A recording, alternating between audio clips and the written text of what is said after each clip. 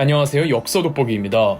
여러분은 글을 쓸 때 가로로 쓰시나요? 세로로 쓰시나요? 아마 대부분 가로로 쓰실 것 같습니다. 우리가 읽고 있는 각종 신문, 인터넷 뉴스 등 글이란 글은 죄다 가로로 되어 있죠. 그런데 우리 조상님들은, 아니 동아시아 사람들은 글을 세로로 쓰신 것도 알고 계시죠? 그렇다면 한국인은 언제부터 글을 세로가 아닌 가로로 글을 쓰기 시작했을까요? 세로 쓰기는 동양 문화권, 가로 쓰기는 서양 문화권인데 당연하게도 근대화를 거치며 서양 문화가 유입되면서 가로 쓰기가 정착되었습니다만 정확히 언제 그리고 왜 갑자기 한국인은 가로 쓰기에 익숙해졌던 걸까요?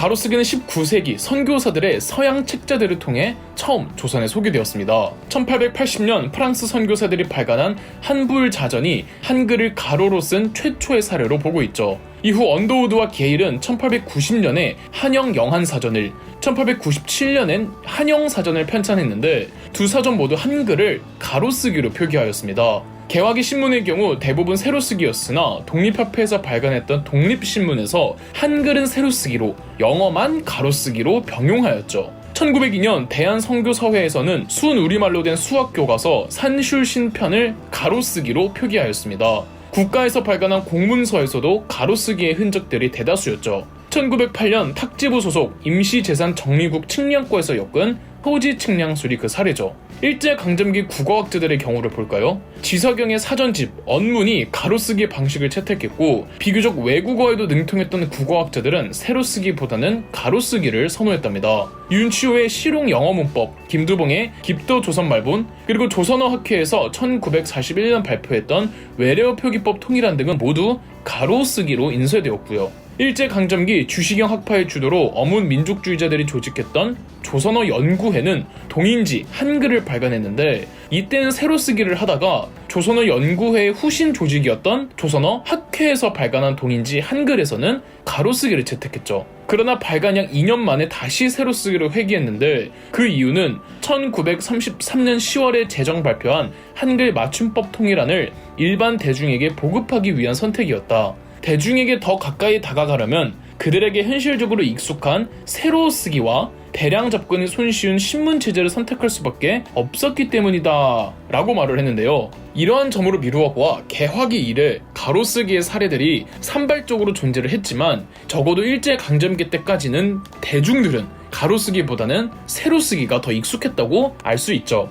해방 후에도 대중들은 가로쓰기보다는 세로쓰기에 더 익숙해 있었습니다. 1948년 정부 수립과 함께 모든 교과서의 표기는 가로쓰기를 채택한다는 한글 전용법을 공포했지만 대부분의 신문지들은 세로쓰기를 지향했습니다. 해방 후 최초의 가로쓰기 신문은 1947년 8월 15일자였던 광주의 호남신문이었죠. 그러나 전후 1956년부터는 다시 세로쓰기로 돌아갔고 이후로는 스포츠 일간지나 대학신문 중 일부가 가로쓰기를 채용하다가 1988년 5월 15일자 한겨레 신문을 시작으로 거의 모든 신문지들이 가로쓰기를 채택하면서 오늘날의 가로쓰기가 정착되었던 겁니다. 신문이 전면적으로 가로쓰기를 채택하기 이전 주로 스포츠, 광고, 문화, 연예 기사란이 먼저 가로쓰기를 했는데 이건 주로 젊은 독자층이 읽는 기사는 가로쓰기를 채택했던 건데 이 새로운 세대의 젊은 독자층은 이젠 세로쓰기보다는 가로쓰기에 더 익숙해졌다고 볼 수 있습니다.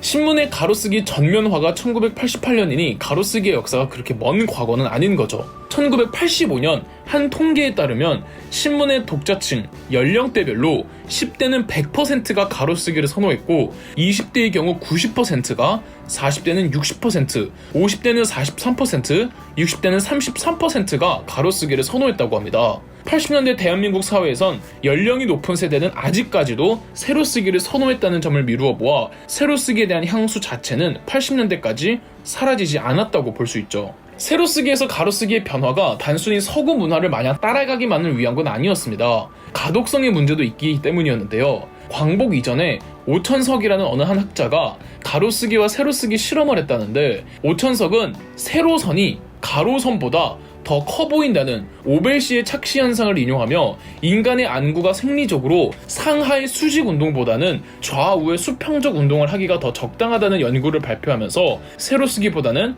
가로쓰기가 가독성 면에서 더 뛰어나다고 주장했죠. 또 1960년대 교육학자 이미도는 초등학생들을 대상으로 한 실험에서 고학년인 경우 활자는 작을수록 읽기 속도는 빨라지고 행의 길이가 길어질수록 읽기 속도가 빨라진다는 결론을 발표하면서 안구의 운동이 민첩해야 하는 짧은 행이 긴 행보다 비효율적이라고 언급한 바 있었고요.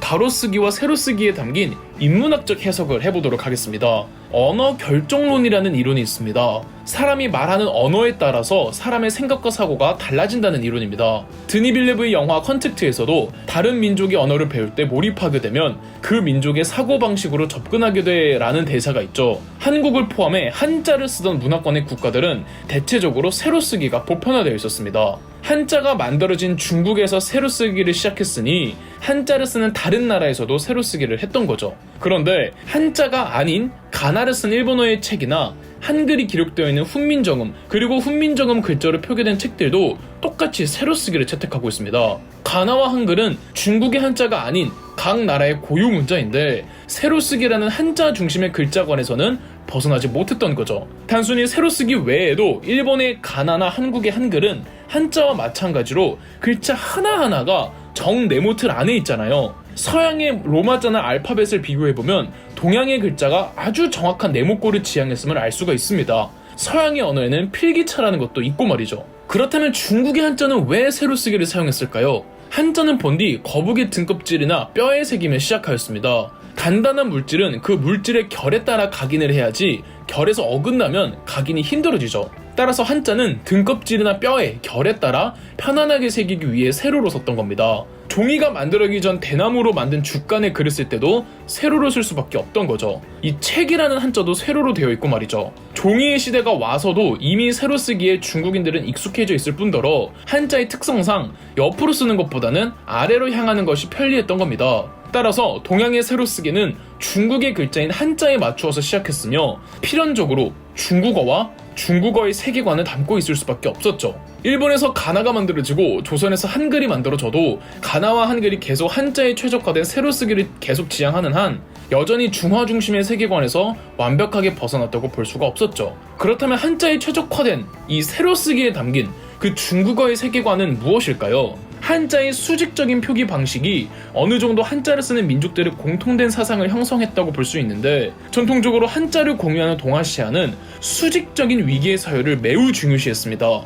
중화 질서의 화의 사상이 뿌리 깊게 박혀있던 중국인들은 세계를 수직적인 세계로 바라봤고, 동아시아의 수직적 조공책봉 관계가 몇천 년 이어진 것으로 미루어 보아 한자의 세로쓰기가 중국인들의 수직적 세계관을 반영하고 있다고 할 수 있죠. 가로쓰기의 전환과 지향이 맹목적인 서구화라고만 할 수 없는 이유입니다. 한자의 수직성과 정형화된 틀, 그리고 그것이 영향을 끼치는 동아시아 세계관처럼 로마자나 알파벳의 가로쓰기는 반대로 서양의 세계관을 반영합니다. 서양의 세계관에서는 1000년 가까이 봉건제의 체제 하에 여러 계층이 형태를 파악하기 힘들 정도로 해체되고 와해되었습니다. 따라서 서양에서는 중앙 집권 국가나 절대 왕정이 나오기까지 상당히 오랜 시간이 걸렸고, 유럽에서는 중국과 같은 가장 강한 맹주국이 들어서질 않았습니다.